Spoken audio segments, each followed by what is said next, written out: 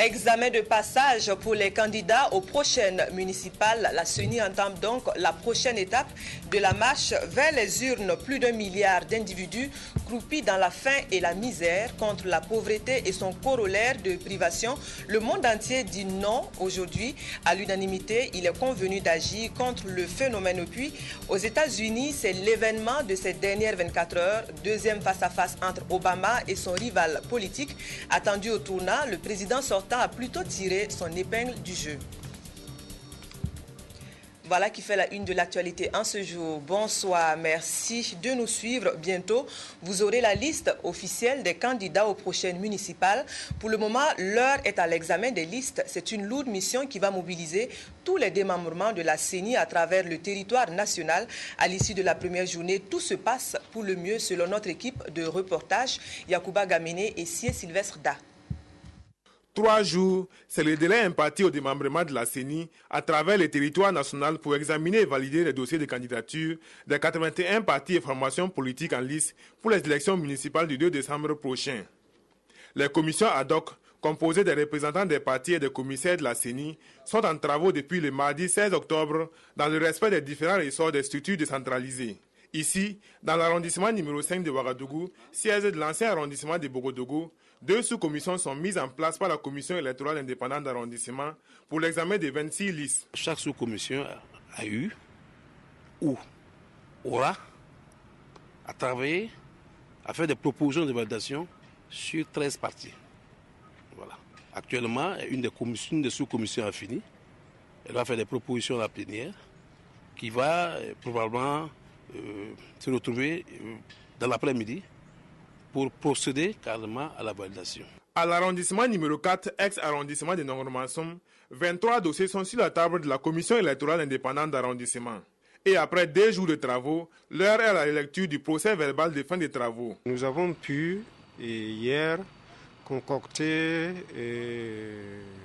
sur 23, nous avons concocté 17 dossiers où il n'y avait pas grand problème. Et nous avons procédé justement à leur validation. Et nous avons suspendu les travaux vers 15h hier pour reprendre ce matin à 10h, afin de pouvoir reprendre tous les dossiers à problème où nous avons pu traiter. Les partis INDD et RDR ont vu leurs dossiers rejetés dans cet arrondissement au vu de leur irrégularité. À l'instar de ces sites visités, le commissaire de la CENI, chargé de la réception et de la validation des dossiers de candidature des élections législatives et municipales, note avec satisfaction la bonne ambiance et la rigueur dans lesquelles se déroulent les travaux des commissions ad hoc à travers le territoire national. Les listes des partis retenus devraient être connues au plus tard dans la soirée du vendredi 18 octobre. Et les publications relèvent de la compétence des commissions. En politique toujours, le statut de la famille politique des Verts est monté à l'échelle continentale. C'est donc à travers la Fédération des Verts d'Afrique que les écolos défendent leurs idéaux. La fédération vient de s'offrir un siège social basé ici même à Ouagadougou. Officiellement, l'infrastructure a ouvert ses portes ce matin. Éléonore Yerbanga. C'est ici, à l'espace hors de Ouagadougou, que siégera désormais la Fédération des partis verts d'Afrique. Une fédération qui regroupe l'ensemble des partis verts du continent noir. Le siège abrite une secrétaire permanente et une assistante qui seront chargées d'assurer les correspondances. L'inauguration de ce joyau lance officiellement les activités de la fédération avec comme défi majeur le renforcement des capacités des membres. Le premier défi à relever, c'est l'ancrage institutionnel de la Fédération des Verts dans le paysage donc institutionnel, que ce soit donc au Burkina ou que ce soit au niveau de l'Afrique.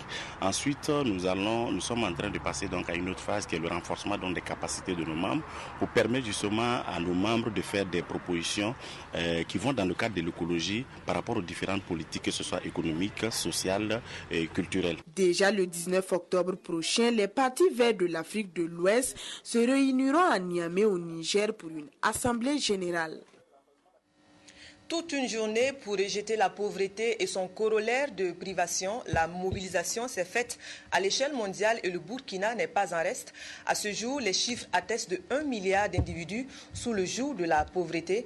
Chez nous, la célébration a mis l'accent sur l'aspect sensibilisation. Abdul Rasmane Zongo. La pauvreté, voici un mot qui résume tout seul la somme des négations des droits élémentaires, pourtant fondamentaux, le droit à la santé, à l'alimentation, à l'éducation, au logement, à l'emploi, entre autres. En dépit de la cadence accélérée des efforts, cette précarité touche encore plus d'1 milliard de personnes à travers le monde et refait surface en ce 17 octobre, journée onusienne de lutte contre la pauvreté. Au Burkina Faso, elle abrite cette cérémonie à caractère international, la localité de Yagma, située à la sortie nord de Ouagadougou, et où vivent des populations vulnérables suite au cauchemar du 1er septembre 2009. Ici, grâce au soutien du système des Nations Unies, des femmes contractent un crédit à travers le groupement d'accompagnement pour l'investissement et l'épargne, GREN, créé en 2006 avec 1500 adhérentes. Les bénéficiaires dissimulent difficilement leur joie, occasionnée par des activités de tissage et de savonnerie. Quand on a reçu l'argent, on peut s'en sortir un peu. Nous payons nos produits en vend. On peut avoir un bénéfice pour payer les études de nos enfants, les médicaments, et puis on se nourrit. Il y a des acquis, mais également des défis à relever dans la lutte contre la pauvreté. Il y a beaucoup de progrès qui sont enregistrés au niveau mondial. Au niveau du Burkina Faso, il y a aussi beaucoup de progrès dans des domaines comme l'éducation, comme l'accès à l'eau potable, et c'est le moment de s'en réjouir. Mais c'est le moment aussi de dire, nous devons faire plus, nous devons s'assurer que ceux qui restent dans la pauvreté puissent s'en sortir.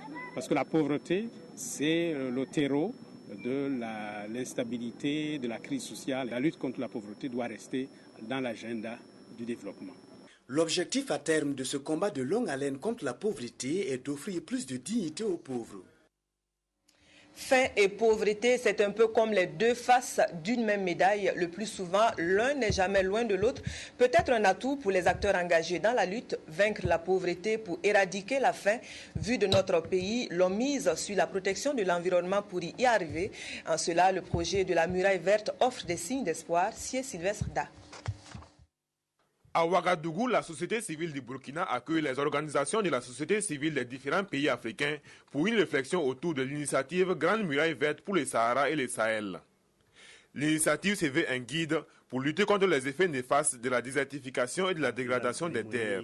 Adoptée en 2005 par les chefs d'État et de gouvernement de l'Union africaine, cette vision à laquelle ont adhéré à ce jour une vingtaine de pays est mise en œuvre par l'ESPON, le secrétariat permanent des organisations non gouvernementales. En organisant un atelier de cette envergure dans notre pays, nous marquons d'abord, notre intérêt pour justement la lutte pour la restauration des écosystèmes en vue d'assurer la sécurité alimentaire, mais également nous marquons ainsi le partenariat dynamique qui doit engager les États, les institutions gouvernementales et la société civile qui, la main dans la main, doivent s'adonner donc à un ensemble d'activités, d'actions pour concevoir et mettre en œuvre justement des actions, des initiatives comme celle-là en vue de nous permettre donc de lutter efficacement contre la malnutrition et l'insécurité alimentaire. La quarantaine de participants à cette rencontre à laquelle prennent part aussi les partenaires techniques et financiers, c'est donc 72 heures de travaux en plénière, en panel et en groupe pour s'approprier l'initiative Grande Muraille Verte. Le SPRONG a saisi l'opportunité de la commémoration de la Journée internationale de l'alimentation, célébrée le 16 octobre de chaque année, pour le début de cette session de travail. L'Union africaine se joint ainsi à la FAO pour rappeler aux acteurs de la société civile l'impérieuse nécessité de fédérer les efforts pour vaincre la faim et la pauvreté en œuvrant pour une gestion efficiente des ressources naturelles par les populations. On reste sur la page environnement. Le programme d'investissement communautaire est à l'heure de l'évaluation finale. C'est également le moment du partage des expériences pour les acteurs qui ont accompagné la mise en œuvre du programme. Étienne Bassenga. Au démarrage de ses activités en 2005, le programme d'investissement communautaire en fertilisants agricoles PICOFA avait pour objectif d'améliorer les conditions de vie et les capacités des populations rurales pauvres de la région de l'Est du Burkina Faso. 7 ans après sa mise en œuvre, le temps qui lui était imparti, partenaires techniques et financiers, autorités locales, projets locaux partenaires, sociétés civiles, les populations bénéficiaires, en somme toutes les structures ayant pris part à la mise en œuvre de ce projet, font le bilan. Très satisfait avec les PICOFA. Pendant les années qu'ils travaillent avec nous, ils nous font beaucoup de choses. Les formations, les sensibilisations, vraiment, on est très satisfait. Toutes les choses ne peuvent pas marcher sans problème. Parce que, bon, des décaissements de fonds, c'est ça qui retarde beaucoup de choses. Parfois, il y a des activités qui programment pendant mois de, par exemple, janvier. Retard de financement, ça peut aller jusqu'à mois de juin, mois de juillet. C'est ça que nous on trouve comme un problème. À cette rencontre, il sera surtout question de partager les expériences positives en termes de stratégie, de méthode et d'outils. Et l'intérêt d'une telle rencontre, c'est de faire le point sans complaisance et de voir ce qui a été fait, les différents acquis qui ont été engrangés à travers l'exécution du projet sont satisfaisants. Et si ces acquis sont satisfaisants, est-ce qu'il y a eu des faiblesses dans l'exécution du programme? Est-ce qu'il y a eu des manquements? Et qu'est-ce qu'on peut faire pour rattraper, puisque nous sommes en fin de programme, pour les projets et programmes à venir? Cette rencontre serait également mise à profit pour échanger sur les voies et moyens pour mieux valoriser les acquis à travers la diffusion et la vulgarisation des bonnes pratiques dans d'autres zones du Burkina Faso. On regarde à présent la mise en œuvre de la politique nationale pour le développement durable. À cette étape, l'on mise sur la bonne appropriation de la SCAD par les acteurs du terrain. Cela se fera par région pour commencer et c'est le centre qui voit la première rencontre sur le sujet. Yolande Lompo. C'est une rencontre à laquelle participent tous les acteurs chargés du pilotage des politiques et stratégies sectorielles de la mise en œuvre de la SCAD. Elle va permettre aux participants de revisiter le dispositif de suivi, évaluation et les enjeux de la SCAD et regarder ensemble la méthode optimale de collecte d'informations pour rendre au mieux les performances de la SCAD. Outre la région du centre, la campagne de communication et de renforcement des capacités va se dérouler dans les 12 autres chefs-lieux de région courant octobre et novembre. C'est important que, bien sûr, le dispositif qui est ainsi mis en place, que le suivi et évaluation ne se contente pas de collecter des données secondaires au niveau central à Ouaga. C'est au niveau régional qu'on doit se rendre compte de l'amélioration de l'accès à la santé, de l'amélioration de l'accès à l'éducation, de l'amélioration de l'accès à l'eau potable, de l'amélioration du niveau de revenus, en gros, de l'amélioration de la qualité de vie. C'est au niveau régional que cela se constate. Au terme de ces séries d'ateliers, l'appropriation de la SCAD par les populations et les acteurs de développement au Burkina Faso devrait être effective. Et puis la lutte contre le sida qui reste toujours aussi actuelle. Cette fois, c'est la représentation nationale qui mène le combat. L'arme de prédilection, le savoir, s'informer sur la pandémie, c'est se protéger et protéger ce qu'on aime. Voilà pour le thème de la campagne qui a commencé depuis lundi dernier. Le point avec Anna-Lucie Kéré. Le CILS-AN, le comité d'institution de lutte contre le VIH-Sida et les infections sexuellement transmissibles de l'Assemblée nationale, a toujours été soutenu dans ses actions par le président de l'Assemblée nationale. En visitant le stand d'animation du CILS-AN, Roch-Marc Christian Kaboré entendait à la fois féliciter ses membres et dire toute sa satisfaction pour le travail mené ces 4 dernières années en vue d'une meilleure sensibilisation du personnel et d'une prise en charge adéquate des patients du Parlement. L'Assemblée nationale a considéré que c'était une activité importante qu'il fallait prendre en charge par le budget de l'Assemblée nationale, aussi bien pour les travailleurs de l'Assemblée en termes de sensibilisation que pour les députés, qui eux-mêmes doivent être des vecteurs de sensibilisation dans leurs différentes circonscriptions électorales. Parce que, comme vous le savez très bien, on demande à tout le monde, y compris les partis politiques, y compris les députés donc, de pouvoir profiter de leur sortie, des rencontres qu'ils ont avec les populations pour les sensibiliser sur la question de la lutte contre cette pandémie. L'Assemblée nationale a poursuivi le chef du Parlement, continuera de soutenir ce comité.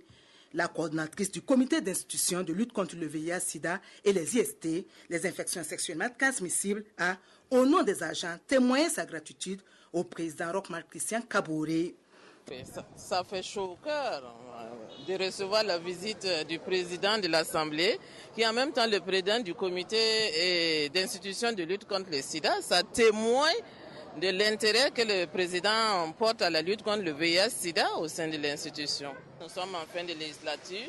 Nous espérons qu'en tout cas on pourra s'inspirer du bilan passé pour pouvoir mieux organiser la lutte et que les financements vont suivre aussi. Suzanne Zan a ensuite invité les députés et tout le personnel de l'administration parlementaire à prendre activement part aux activités au programme de cette semaine de sensibilisation, à savoir les dépistages gratuits et anonymes et les causeries débats. Car s'informer sur le VIH-Sida, pour reprendre le thème de la semaine de sensibilisation, c'est se protéger et aider ses proches à se protéger. Dans la bataille contre la drogue et ses méfaits, les acteurs sont unanimes. Il faut se donner la main en vue faire barrage au trafic. Déjà, plus de 100 pays du monde ont marqué leur accord à l'initiative Tanga Kafando. West Elise ou Vent d'Ouest, c'est le nom de l'opération conjointe qui se prépare dans le cadre de la lutte contre le trafic de la drogue. Cette opération connaîtra la participation d'une centaine de pays et pour les parties prenantes de l'Afrique de l'Ouest, du centre, de l'Afrique australe et de l'Asie-Pacifique, il s'agira lors de ce séminaire de Ouagadougou de se mettre dans de meilleures conditions pour prendre part à l'opération. West Elise vise à coordonner les efforts des différentes administrations douanières, renforcer leur coopération et améliorer les échanges d'informations afin de barrer la voie à la contrebande de drogue acheminée par les voyageurs aériens. Aujourd'hui, aucun pays n'est épargné par ce phénomène. Et l'Afrique de l'Ouest en particulier est devenue une région de transit pour les trafiquants de drogue. C'est-à-dire une sorte de corridor qui relie à la fois les pays producteurs et les pays consommateurs. Les débats porteront sur l'analyse de la menace et les nouvelles tendances en matière de trafic des stupéfiants, l'analyse des risques, le profilage et le ciblage des passagers.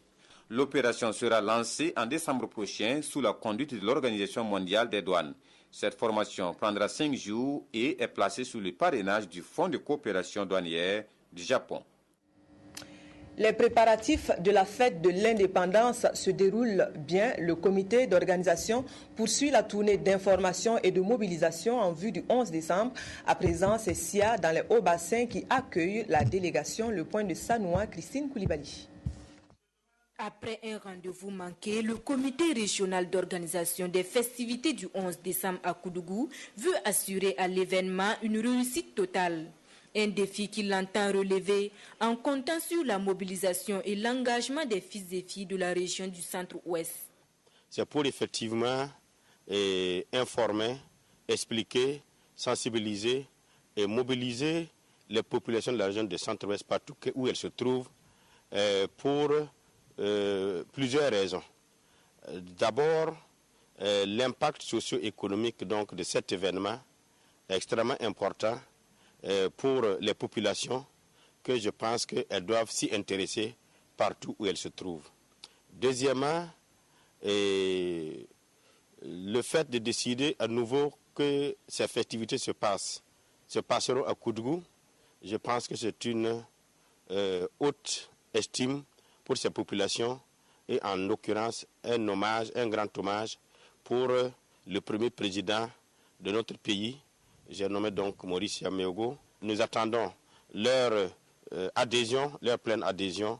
Nous attendons donc leur contribution. Citoyenneté, dialogue et paix, socle d'une nation solidaire et prospère, c'est sous ce thème que se tiendra le 52e anniversaire de l'indépendance du Burkina Faso. Et les ressortissants du centre-ouest résidant à Bobo-Dioulasso entendent jouer pleinement leur partition dans l'atteinte de cet idéal. Cette jeune association régionale qui vient de voir jour à peine un mois ferait de son mieux pour être à ce grand rendez-vous. Et déjà, nos opérateurs économiques qui sont à Bobo ont pris part à la construction de cités de forces vives. Et également, nous sommes en train de nous mobiliser pour prendre part aux festivités. Diaporama à l'appui, les participants à la présente rencontre ont pu découvrir les investissements privés et publics en cours dans la cité du Cavalier Rouge et l'état d'avancement des différents chantiers. Des hommes de médias mieux au fait de la procédure de passation des marchés publics. Pour les journalistes, il s'agit plus de comprendre d'où peuvent venir des pratiques néfastes comme la fraude et la corruption pour mieux en témoigner. La rencontre se tient à l'initiative de la structure nationale en charge de la question. C'est Lumbila qui a accueilli la rencontre, Moumouni Soubega. Après le premier séminaire d'information en novembre dernier sur les concepts, le cadre réglementaire et institutionnel de la commande publique et ses missions, l'ARMP, l'autorité de régulation des marchés publics, renforce une fois de plus les capacités des journalistes. Cette fois-ci, l'accent est mis sur d'autres aspects liés à la passation des marchés publics. C'est un domaine en perpétuelle évolution. Et nous sommes obligés chaque fois de nous retrouver pour partager ensemble les évolutions, les nouvelles pratiques et aussi analyser un peu ce que nous faisons chaque jour. Ces séminaires de 2 jours prévoient des communications relatives à la passation des marchés publics afin de permettre à ces journalistes des médias privés et publics de jouer pleinement leur rôle dans le traitement de l'information. Le gouvernement a adopté en décembre dernier un décret sur la stratégie de renforcement des capacités des acteurs. C'est vraiment un domaine important. Nous allons mettre en œuvre cette stratégie qui est importante et nous avons voulu communiquer là-dessus avec vraiment les acteurs de premier rang que vous êtes. Et ensuite, nous avons également une communication sur la corruption, la fraude et la corruption dans les marchés publics. Dans un contexte marqué par des exigences de gouvernance et de rationalité dans la gestion des ressources publiques, l'autorité de régulation des marchés publics entend jouer sa partition en tant qu'instrument de gouvernance financière selon son président. Il est question pour l'ARMP d'améliorer la réglementation de la commande publique, de former et de sensibiliser les acteurs sur les procédures et les meilleures pratiques. À Ouagadougou, le rôle des médias dans le cheminement vers le développement est en discussion face à étudiants de la capitale et quelques responsables de médias. Il s'agit de mettre en lumière la contribution de la presse quand elle joue bien son rôle. Hervé Beramgoto, Yakuba Goro. C'est dans l'optique d'informer et de contribuer à la sensibilisation des étudiants au sein du campus universitaire que s'est tenue cette conférence. La rencontre va permettre aux étudiants de mieux appréhender le métier du journalisme et aussi de comprendre le rôle que peuvent jouer les médias dans le développement du pays. Nous avons essayé de développer un peu le rôle des médias, la place et l'apport des médias dans le développement du Burkina Faso. Et nous avons aussi discuté d'autres points qui n'ont rien à voir avec ceci, la contribution de la RTB dans le développement de l'environnement médiatique parce qu'ils sont intéressés par ce que la RTB fait et parce qu'ils sont intéressés par notre position. Par rapport à la façon de travailler, en fait, des journalistes, les journalistes, ils ont aussi fait des écoles. On ne travaille pas au hasard dans un média. On suit une ligne éditoriale et il y a une manière de travailler. C'est une école de formation que vous suivez qui vous dit comment est-ce que, si vous êtes journaliste, vous devez travailler. En organisant cette conférence, l'association Djahilia TV entend jouer pleinement son rôle d'informateur au niveau du campus universitaire. Nous essayons d'exercer en quelque sorte le rôle de journalisme, donc à travers des caricatures et en faisant passer les informations dans les prestations comme les 112 heures des idées. C'était une façon de montrer l'enjeu de ce rôle, comment les hommes de presse y travaillent et quelles sont les difficultés qu'ils rencontrent et pourquoi les gens pensent que la télévision nationale est comme ci et comme cela. C'est pour apporter des éclaircissements face à lever l'équivoque sur ces questions. Par exemple, nous avons convoqué cette conférence. La responsabilité sociale du journaliste dans l'exercice de son métier, les difficultés d'ordre matériel et logistique de la télévision nationale à couvrir certains reportages ont été également abordées au cours des échanges. Elle donne de la voix 1 an après sa création pour l'Union des journalistes et communicateurs évangéliques du Burkina. L'heure est venue de communiquer sur les intentions, agir pour soutenir l'œuvre de l'Église. Sur la présentation du plan d'action, le point de Yolande Lompo. Créée en octobre 2011, l'Union des journalistes et communicateurs évangéliques du Burkina Faso est née pour soutenir l'œuvre de l'Église. La présente cérémonie marque le point de départ officiel de ces activités avec pour thème l'Église évangélique et les stratégies de l'évangélisation à travers les nouveaux médias. L'intérêt ici, c'est de créer une famille où nous allons pouvoir échanger de nos préoccupations, de nos expériences.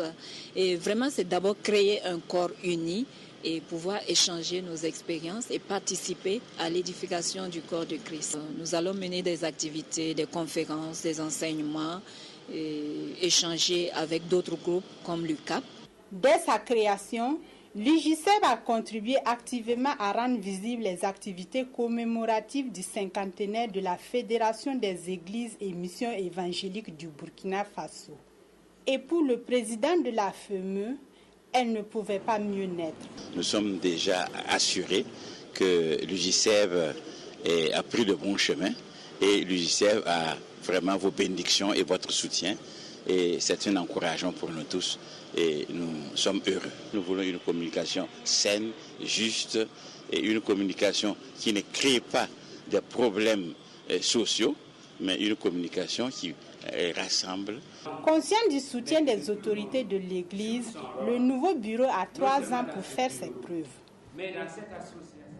Le premier coup de pédale de la 26e édition du Tour cycliste international du Faso, c'est précisément dans 2 jours. Avant la montée en selle, il reste donc juste le temps de remonter le moral des étalons cyclistes. C'est le ministre des Sports, le colonel Ouedraogo, qui s'en charge, Jérôme Tiendrebego. Battez-vous dans un esprit d'équipe pour conserver le maillot jaune. C'est la substance des propos que le ministre des Sports et des Loisirs, colonel Yacouba Ouedraogo, a tenu aux étalons cyclistes à moins de 72 heures du coup d'envoi du 26e Tour cycliste international du Faso. Le message du ministre a été bien reçu par les 18 étalons. Prenant la parole au nom de l'équipe, le capitaine Amidou Yameogo n'est pas passé par 4 chemins pour exprimer les conditions difficiles dans lesquelles ses coéquipiers et lui-même évoluent. Ému par les propos de Yameogo, le ministre des Sports et des Loisirs a réagi immédiatement, faisant passer la prime de sélection de 150 000 à 500 000 francs par étalon. Ils ont émis des doléances qui ont été vraiment, j'allais dire, acceptées et séances tenantes. Tout cela, c'est pour les faire plaisir et vraiment relever la tête et en tout cas montrer que nous sommes encore, en tout cas dans un pays et des hommes intègres. Aujourd'hui, vous venez de poser un acte. Mon souhait est que nous puissions bénéficier, pas non seulement de ces gestes, mais ces rencontres. Nos responsables puissent parler à nos sportifs. Au-delà des primes de sélection, le ministre des Sports et des Loisirs a rappelé la volonté du gouvernement de doter le Burkina Faso d'un vélodrome international pour un cyclisme scientifique. Les étalons, avant de quitter leur hôte, ont tenu à le rassurer. Nous vous rapportons